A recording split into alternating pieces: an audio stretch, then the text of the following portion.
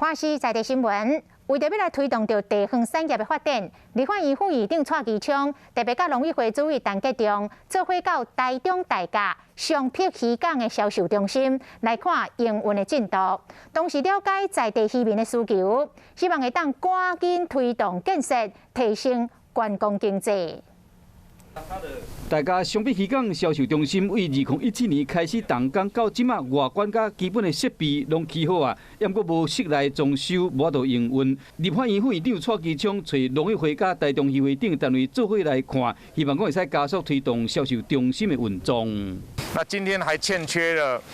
这个周边环境的整理，以及这个市场集货市场里面的这些设备。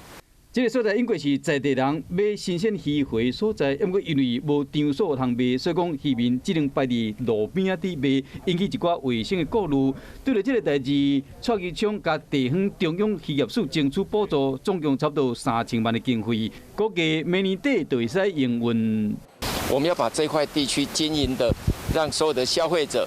让我们辛苦的渔民捕捞回来的，都可以获得这样的一个非常好的展示。蔡其昌嘛表示讲，上碧渔港本来是在地人爱来遮买鱼回所在，最近更加是少年人来遮驾影看适用的人气景点。嘛讲新鲜的鱼回驾影活动，甲市集等等做结合，活化地方的观光，为海线打造一个新商机。